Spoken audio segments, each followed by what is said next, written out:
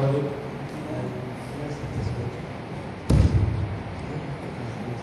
and good afternoon. Mostly the students are here, so I think I will change this seminar more like a lecture, so that people can understand more. And I'm thankful to Dr. Jason to provide me opportunity to speak over here. So without delay, we start. So as the title, Symmetry analysis of rotating fluid.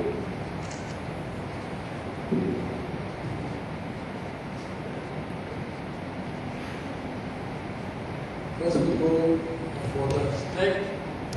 So basically what we are doing here is we are using Lee theory structure to the unsteady equation of motion of rotating fluids. And what we did is we obtained the solutions in steady solution in form of a special function. Basically we start with the unsteady equation.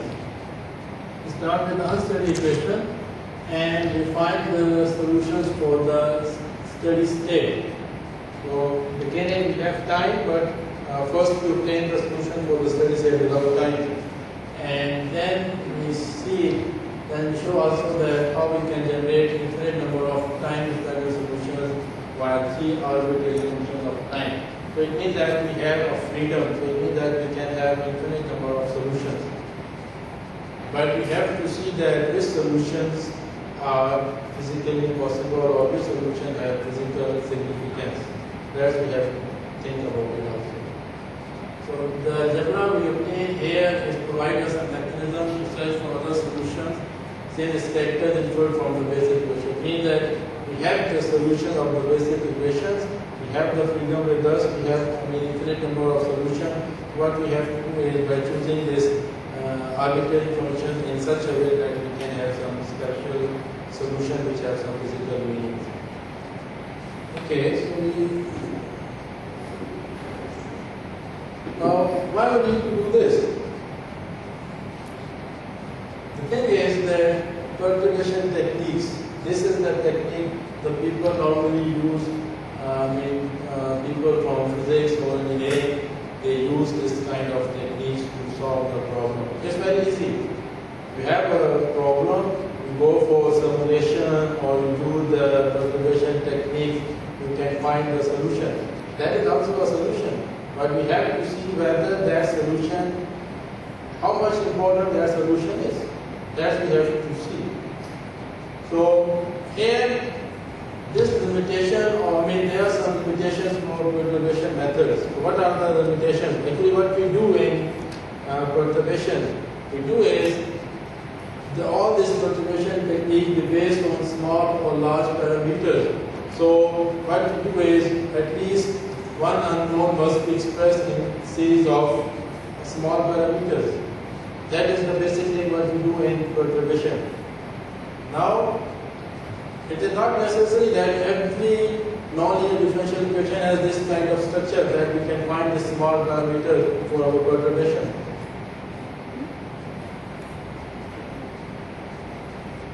Okay, let's say we have, even if there exists such a small parameter, the results given by the perturbation method are valid in most cases only for the small values of the parameter. So it means that the domain of the solutions are not so rich. It's only for particular domain. So it means that it doesn't reflect the solutions of the actual problem. Here, then we talk about the validity or significance of perturbed solution. So what are the validity for them? So what happens is when we perturb, we break up the system from non-linear to linear system of linear equations. That's what we do. It means that we have a non-linear problem, we describe that problem into the linear system. So what happens if there's some kind of maybe special features which are due to non-linearity, they will disappear because we reduce the problem to a system of linear equations. So what happens then, maybe some initial or boundary conditions, they are superfluous for the simplified linear equation, and what happens as a result, the corresponding initial approximation are perhaps far from exact. So maybe it is a solution, but the solution will not show much significance. So these are, and the same happens to the simulation also. People are doing work. I mean, they are trying to develop software, they are trying to develop some algorithm to get as much as exact, I mean, close solution as they can. But they are no more, I mean, ultimate for the exact solution. So to get the exact solution for non-linear problem is a really very hard thing. Even a single-term in non-linear system, very hard to settle down, very hard to find the solution. So here there is another method, I mean, we say this lead group analysis method. It's a very simple, but it also has, its problems. Sometimes when you use this one, you have a problem of non-linear equation, and when you use this method to solve this, you end up again another non-linear system. So you have to be very skillful. For this method, once you have the knowledge of algebra, and second, you should be really master in differential equation, how to handle the differential equation. There are two basic requirements. So as an example, I choose a simple problem, not so simple, but a relatively easy problem. So maybe people from the physics, they are much more familiar with all these things. So you consider assembling. If you have any question in between, people can ask. Okay, you don't need to wait to the end. So people can ask and try to explain. Consider assembling to expense of homogeneous and compressible electrically conducting viscous fluid. Lot of things here. We have magnetic field here, which is normal to the disk, and the fluid and the disk, they are in the rotation with constant angular velocity alpha. About the z-axis, I didn't plot the picture of this model because that is not the main thing what I wanted to do. I wanted to discuss the method itself. So I will not go into detail about the physics of the problem, which is a well-known problem. So when we arrive here to these equations, so these are the basic equations, equation 1 and 2. Then there are some simplifications we are doing here. So the main thing is our velocity, we assume our velocity like to be two-dimensional. So there's only u and v, so there is no w component here. So here all the assumptions are here, blah blah blah. So these are the equations which I want to solve for people. Okay, so we have now how many independent variables? T, time, x and y space coordinate, and of course we have three independent variables, u, v and v. So for the motion, for us the main contributing factors are u and v. These are the velocity components from where we can find u and v, and we can determine the motion of the fluid, how it is moving. And I put this equation also here because maybe later we will use. So the same equation 4, 5 and 6, I already put it there, 4, 5 and 6. So here our n star is our sigma over rho b naught rho square, so b is conducting field. So with this b0 we have the conducting fluid. So if we put b0 equal to 0, it means that our this model goes to the non-conducting fluid. So these are the equations, these are non-linear equations. Okay, and we want to use this lead group methods to solve this equation. How we can get a reasonable exact solution. Now, the first thing what we will do for this method is we will transform this system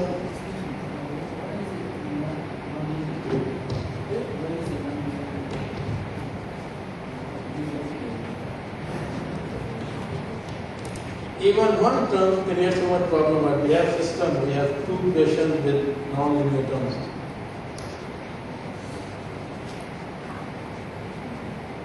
So what we do is, now, this is our system. 4, 5 and 6. What we do is we transform this system to another system. But we transform in such a way that there is a relation between the new system and the old system. Means the system will remain invariant. Invariant means that if we solve the new system, the solution will be same as the old system. That's called invariant. The systems are equivalent. That is invariance actually. So we will reduce this system, our main system, to another system in such a way that they are equivalent. So if we find the solution of the new system, we can easily go back to our original system. What we do is because these are lead point transformations, so we can now T star, X star, Y star, U star, V star, P star, these are new variables, and this P, X, Y, U, V and P, they are our old variable in the system 4, 5 is in the old system. Here this eta 1, eta 2, eta 3, eta 4, eta 5 and eta 6, these are called infinitesimals. Now these factors, eta 1 up to eta 6, they are very, very important. They play a very important role. Now our main task is what we do is we transform this system in terms of this new system. So you have to use the chain rules because this eta 1 is function of all these variables. So you have to use the chain rule. So what we will do is we transform this system in terms of this system, right? Then by doing this, we will get a system of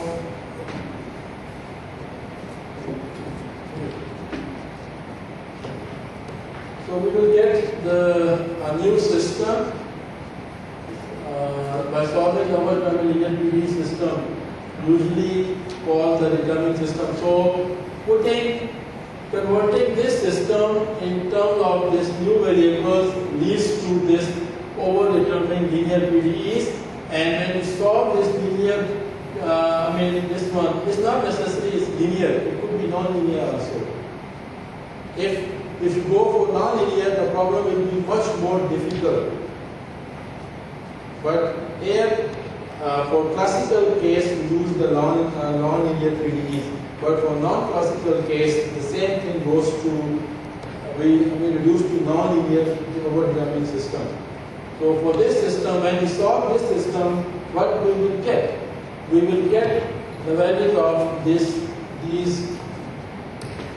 infinitesimals. This one, eta 1, eta 2 up to eta 6. So the purpose of solving this over-determined system is to get the values of this infinitesimal eta 1 to eta 6. It's a really, really basic calculation there. Straightforward but really very basic calculation. You have to be very, very careful. Now for here,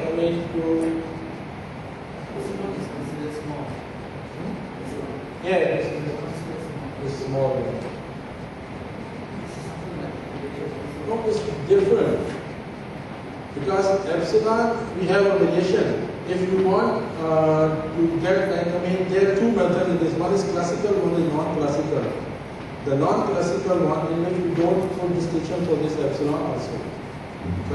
Here I am discussing the simpler case for the classical one. It has two versions, classical and non-classical.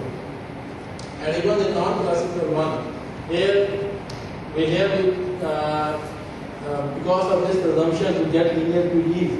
For non-classical one, we remove this assumption of epsilon over there. So as a result, we get non-linear PDEs. That is also we can do it, but that is much more complicated than the simple cases. So to solve this over-determined linear PDEs, we have some packages like Lee package or Matrasma. Even we can do some programming in I think in Mathematica also or Mathematical also. We get the solution of these things. Anyway, what I do is I directly get the values of these decimals.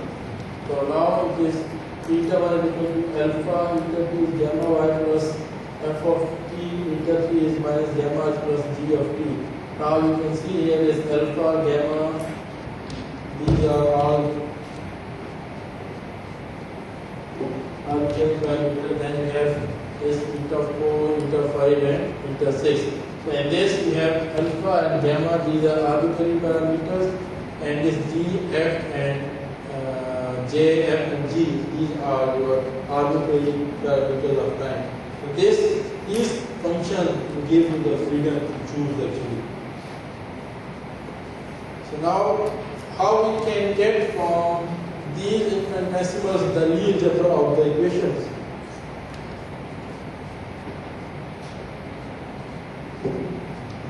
So this parameter alpha here, this alpha it corresponds to translation, then this gamma part here it belongs to the rotation.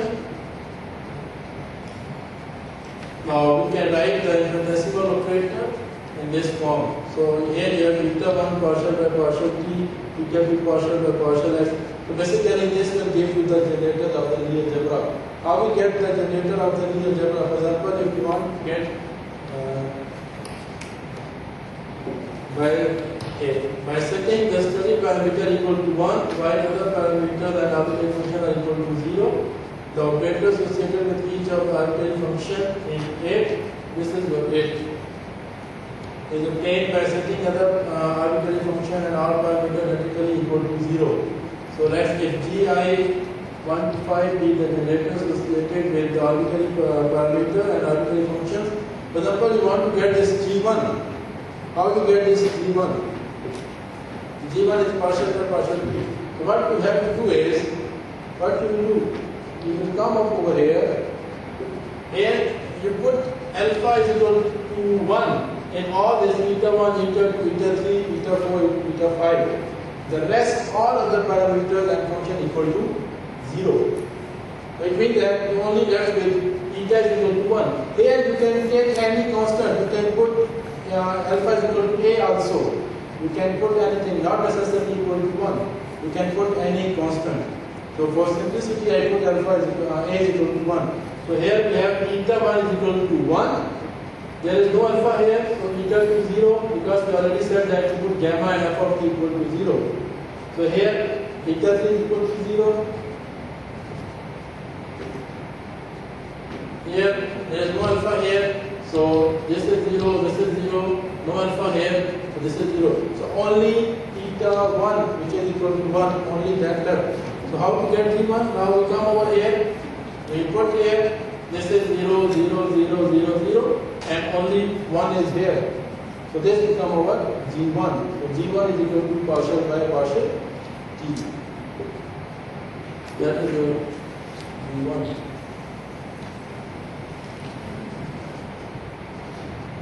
That is your g1, you put partial by partial t. Now if you want to take gamma, you simply do the same. You put gamma is equal to 1 and alpha and ft, gt and g of t are equal to 0. Let's see if you put 1, then what will happen? Gamma is equal to 1, so this thing is 0. Here it is y. Here it is minus x. This 0, this 0. Now we go for eta 4. Here we have v. This thing 0. Here we have minus u. This thing 0. Or there is no gamma here. So this eta is equal to 0. So what we have here is our g2. So this one is, you can see, because eta 1 was 0, eta 2 was y.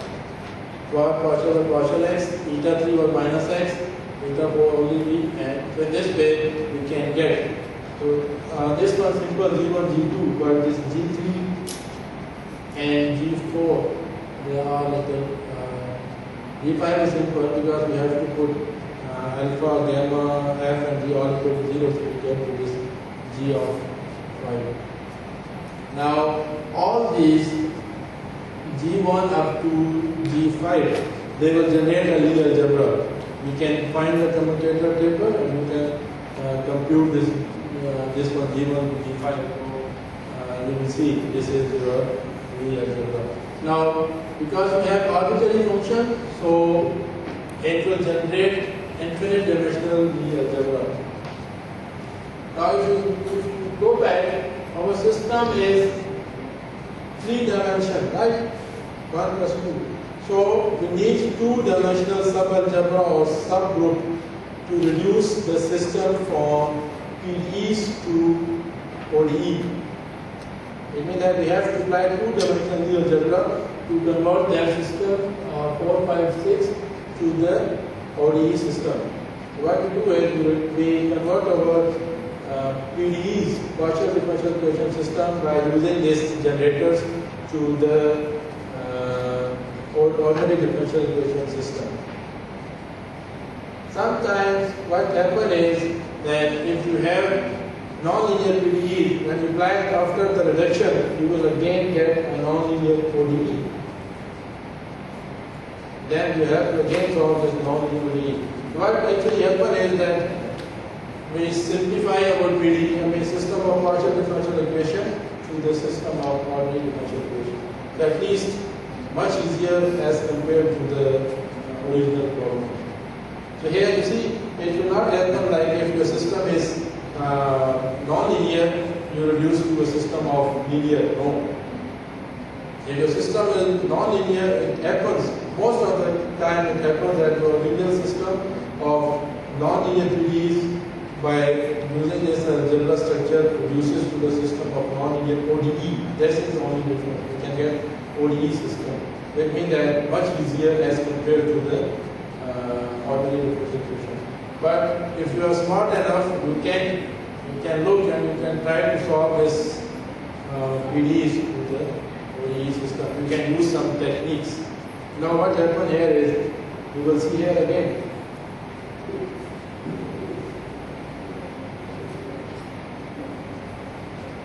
Now we want to reduce the system. Now this system, you see, this is non-linear system of PDEs. So what we do is, now we go for, now we use a subgroup denoted by these arbitrary functions of time. What we do is, we put alpha is equal to 1 and we let over this f, g and j arbitrary, we will not put them equal to 0. So now what will happen to eta 1? So eta 1 you will get 1 because eta 1 is equal to alpha. So if you put alpha equal to 1, you will get 1. You put gamma equal to 0. So you get eta 2 is equal to function of t. Eta 2 is equal to function of f or function of f of t. Eta 3, gamma is 0, so you put g of t. Similarly, you get eta 4 and eta 5. Eta 4, you put gamma again 0, so it is only g prime of t. It is only f prime of t, and all this function here. So now from here what you do is, you want to obtain similarity variables and similarity transformations. So you have to make the Lagrangian characteristic equation for that system. So it is dt over 1, dx over f of t, dy over g of t, du over f prime of t, g prime of t, and dp is equal to this one. So you solve this characteristic equation, very simple. You just take one by one. Solve this one first, so you get x bar is equal to x minus capital F of t, y bar is equal to y minus g of t, where your f of t is integral of f of t, this one is g of t.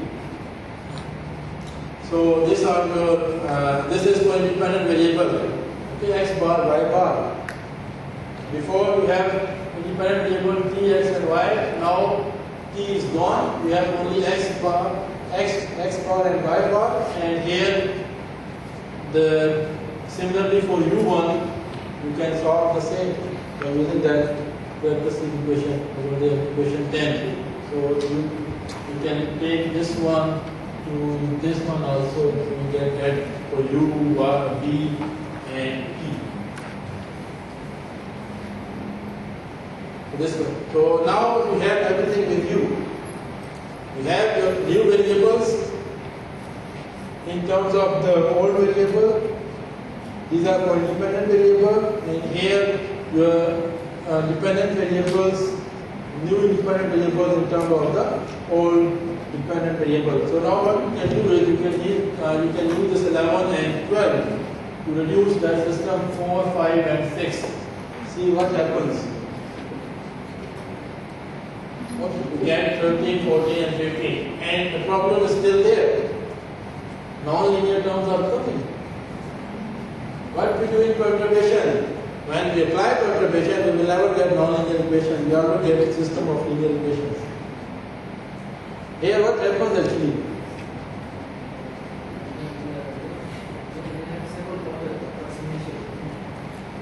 Whatever we do is, we never get non-linear equations. Yes. But here you see, what we get is after applying that first group, subgroup or subalgebra, our system is the same. If you compare this one to this one, the only problem is, the only advantage is, we reduce the number of independent variables. Now we only get two variables, x bar and y bar. And t is manipulated. And we can go back to that system by using 11 and 12. You can go back from this system back by using this 11 and 12, again go back to this one. So it means that if you are able to solve this system, 13, 14 and 15, then by using this 11 and 12, you can go back to your solution of the main system. So we see here is that still non-linear PDEs. As it is 3 dimension, we need 2 subalgebras. So I told you people have to be smart enough to tackle this one. Now what we can do over here is to introduce stream function. The main thing is still we need 1 subalgebra, right? Because it's 3 dimension, we need 2 subalgebra. We apply one time, we get PDEs with 2 independent variables. We apply one more time, we will get ODE system of ODE. So it means that that's why I put here that reduction by rotation group. So first what I did is I applied the combination of translation plus arbitrary function group. I apply this one first. Here, alpha translation and this function f, t, g, d and jt, and they are the new variables, independent they are functions. I am able to get this one. Now I will again apply this rotation group to convert this system into system of ODE. Before I do that, what I did is I introduced the stream function, the usual one, so that your equation 15, equation of continuity, automatically satisfied. So what I did is I differentiate this one with respect to y bar, I differentiate with respect to x bar, then I substitute and I get this one, ODE. Then I use this rotation group, this one,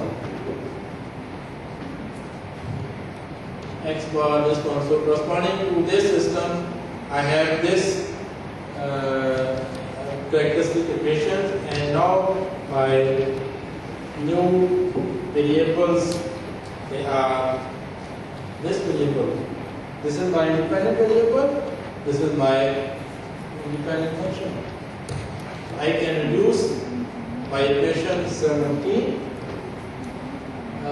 Equation 17 by using these independent variable and function into this equation. Now, here again, we stuck here.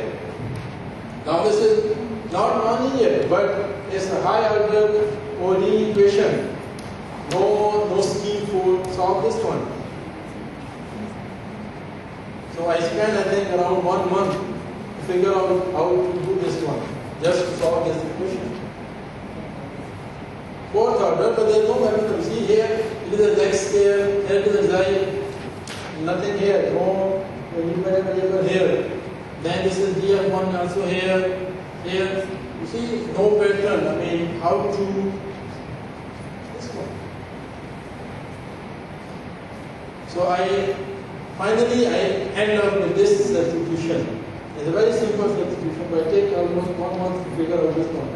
If you put this substitution here, if you take x equal to this one, then your equation reduced to this one. So that's why I said you have to be master of differential equation also. And this one, here, you again play some trick. You again put eta is equal to this one in the above equation, and you get a Bessel equation. See?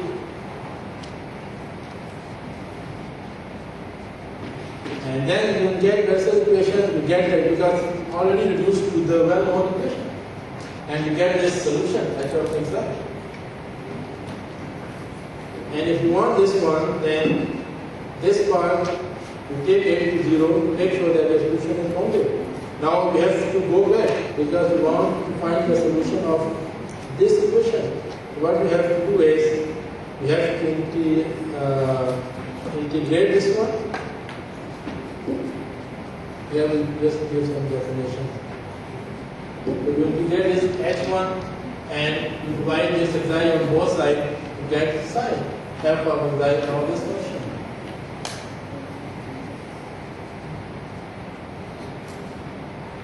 Now we have to go back because we want to find the solution of this problem. This is not our solution because we have to go back up to that one. So our solution should be of both equations 4, 5, and 6. But we have a mechanism. All the way we define these new variables in terms of the old variable. So it means that we can, once we have the solution of the last equation, we directly go back to the solution of the original problem. So for this one now we get the solution of xi. Yeah, so what we need to do is we need to use this one because what is our xi? How to get the solution u bar and v bar. So xi is this relation, if you remember. Yes, there. Now you have xi with u. So integrate with respect to x bar or differentiate with respect to x bar, you get v bar. Differentiate with respect to y bar, you get u bar.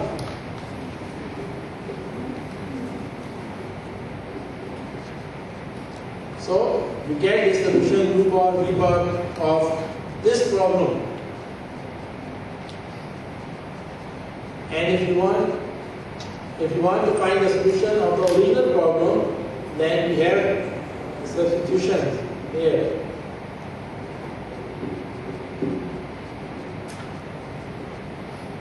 This is the solution of this one, we find. Then we do this here, 11 and 12. So we can get the solution of the original problem. So this is the solution. This is the solution of this problem. How do we know this is a solution or not? Simply put back in the equation, you get the answer. So can you get from what equation this kind of solution? And you don't need to assume, you simply have to put all these solutions back to the diagram, you see it automatically satisfied. Now we get the solution, how to explain what are the physical importance because we are using the streamline and everything. So we can very nicely even interpret our solutions. We can write velocity v in terms of few parts. we can write V0 plus V bar. Now what is V0? V0 is initial velocity. So this only contains this function f of t and g of t. And what is V bar?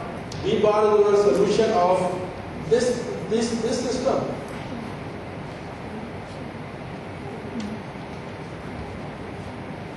So we observe that when any fixed time t equals 0, V is a rotating vector field around center f of t, g of t. So we see what is V bar actually.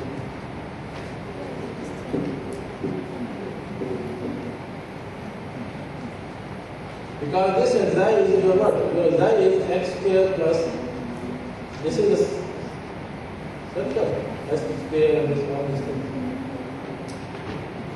So you write also your stream function in terms of x and y. Here just we have to use this one, that our xi should be less than or equal to 1, and we can get in this form. Now xi is, I just mentioned x minus f of t square plus y minus g of t square for circle. So it means that then the streamlines are just like circles with modified center and can be learned from figure 1. So we see this one, this will be our streamline. With the circle, and the case c is equal to 0. Why we need to case c is equal to 0? Because of this here. Now here, you see here, this part. Because log of, when you take a small number, it will give infinity. So because this is a constant, we can choose this constant equal to 0. No problem. If you put c1 equal to 0, we end up over here, this equation. So if a xi is very small, so we can expand. So we can only consider this first term. And when c1 is not equal to 0, meaning when we still want to keep this factor, this will blow up, this will give a pole. So we can see from the table also.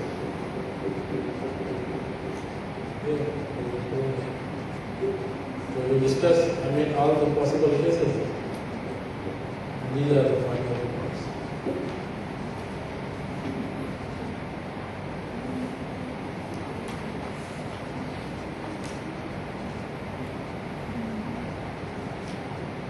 So this is from n star. We can, if you put equal to 0, we can get the solution for the non-trivial. This is basically my paper when I was doing my PhD, early work of my PhD.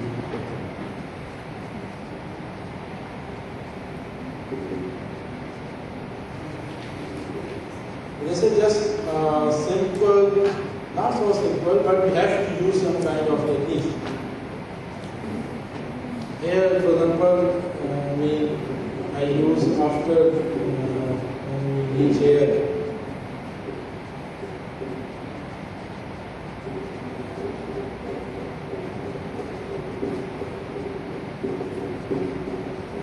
For example, from here when we use this system, it's better to use the stream function form. So, if you use stream function, then this is the equation much nicer than use this rotation subgroup to get this equation, and then if you are lucky, you have some idea, then you can get a nice solution.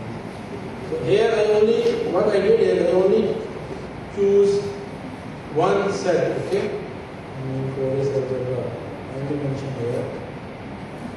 I only take here G1 and G2 to do one reduction. You can choose different combinations. You can choose, because we need only 2. So I choose G1 and G2. You can choose G1 and G3, G2 and G3, G1 and G4, G4 and G5, all different possible, and see you can get physically important solution or not. You can get improvement solution.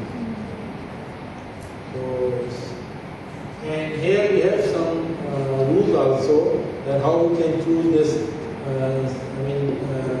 Choose the generators for reduction.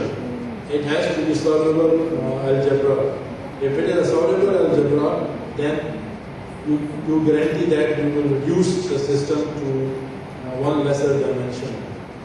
So there are some aspect of the static part here. We can use them also if you want to study that abstract Lie group and Lie group. Actually, there are two directions for these entries. One is the application one, the other one is purely abstract side. I did some work in the abstract side also. I mean, if you go for this abstract algebra, then we have the solubility, nilpotency, energy, all these terms which we use for algebra.